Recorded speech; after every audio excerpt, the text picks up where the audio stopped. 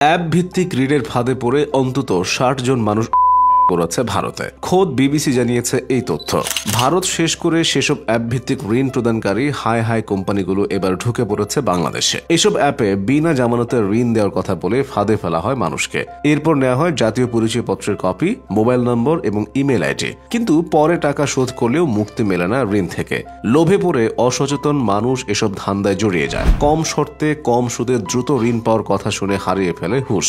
ব্যক্তিগত নানা তথ্য আর ফোন নাম্বার দিয়ে দেয় অবলীলায়। অ্যাপ ডাউনলোড করে মোবাইল ফোনের অ্যাক্সেস নেওয়ার শর্ত মেনে নেয় না বুঝে। এরপর আর রক্ষা পাওয়ার কোনো উপায় নেই। শুরু হয় ব্ল্যাকমেইল। কাউকে ৫,০০০ টাকা ঋণ দিয়ে ফেরত চাওয়া হয় ৫০,০০০ বা কয়েক লাখ টাকা। টাকা না দিলে সেই ব্যক্তির পরিচিত জনদের কাছে ফটোশপ করে ছবি পাঠানো হয়। ভাবছেন সেই ব্যক্তির পরিচিতদের কিভাবে চিনবে অ্যাপ? এখানেই ফাঁদ। চালু করার সময় শর্ত মানার সময় ফোনের কন্ট্যাক্টের অ্যাক্সেস নিয়ে নেয় অ্যাপটি। ফলে সমস্ত নাম্বার এবং অন্যান্য তথ্য পেয়ে যায় দুর্বৃত্তরা।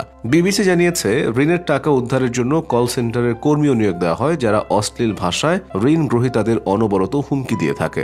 এই ঋণের ফাঁদ পাতা আছে এশিয়া, আফ্রিকা এবং দক্ষিণ আমেরিকার দেশে দেশে। শিক্ষার হার এবং সচেতনতা কম এমন দেশগুলোই তাদের প্রধান লক্ষ্যবস্তু। ভারতের মুম্বাইয়ের আইনজীবী ভূমি সিনহা ৪৭,০০০ রুপির ঋণ নিয়েছিলেন। পরে সুদ আসলে তার কাছে দাবি করা হয় ২০ লাখ রুপি। ঋণ শোধ করেও পার পাননি ভূমি। ফটোশপ করে ছবি তার সহকর্মীদের কাছে পাঠানো হয়।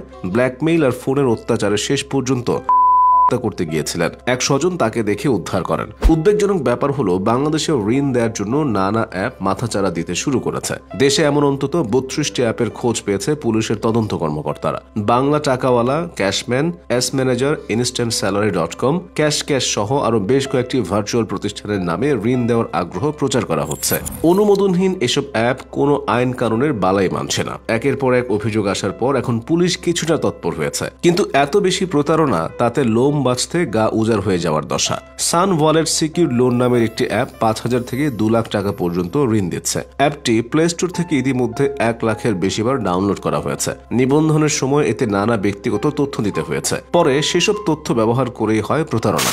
বেশ কিছু মামলার পর আগস্টে চীনের ৭ নাগরিক সহ মোট ২০ জনকে গ্রেফতার করেছে পুলিশ। মানুষের দৃষ্টি আকর্ষণ করতে এসব অ্যাপে ফুটিয়ে তোলা হয় নানা গ্রাফিক্যাল উপস্থাপনা। টাকার ছবি দিয়ে গ্রাফিক্সের পাশাপাশি অডিও ভিজুয়াল বিজ্ঞাপনও দিচ্ছেন কেউ কেউ। বলা হচ্ছে জামানত লাগবে না, কোনো ক্রেডিট হিস্ট্রি বা ঋণের ইতিহাস প্রয়োজন নেই। এমনকি ১০ মিনিটেও ঋণ পৌঁছানোর প্রতিশ্রুতি দিচ্ছে কেউ কেউ। ২,০০০ টাকা থেকে শুরু করে কেউ দিতে চায় ২০,০০০ টাকা, কেউ ৩০,০০০ টাকা। আবার কেউ কেউ বেতনের সমান ঋণ নেওয়ার আগ্রহ দেখায়। ৩ থেকে ৬ মাসের মধ্যে ঋণ পরিশোধের শর্ত জুড়ে দেওয়া হচ্ছে। সুদ কোনো ক্ষেত্রে ২০%। কেউ ঋণ পাওয়ার উপায় জানতে চাইলে উত্তরে বলা হচ্ছে, আপনার ফোন নম্বর দিন, আমরা আপনার সঙ্গে যোগাযোগ করব। কেউ আবার অতি উৎসাহী হয়ে আগে ফোন নম্বর দিয়ে রাখছেন। ঢাকা বিশ্ববিদ্যালয়ের তথ্য প্রযুক্তি ইনস্টিটিউটের অধ্যাপক BM মইনুল হোসেন বলেন, বাংলাদেশ প্রতারণার উর্বর ভূমি হয়ে যাচ্ছে। এ কারণে বিদেশ থেকেও প্রতারকেরা আসছে। এখানে টাকা উপার্জনের বড় পন্থা হয়ে উঠছে এই অনলাইন ভিত্তিক প্রতারণা। এদিকে বাংলাদেশ ব্যাংকের মুখপাত্র মেজবাউল হক বলেন, বাংলাদেশ ব্যাংক ও মাইক্রো ক্রেডিট রেগুলেটরি অথরিটি যাদের অনুমোদন দেবে তারাই ঋণ কার্যক্রম পরিচালনা করতে পারবে।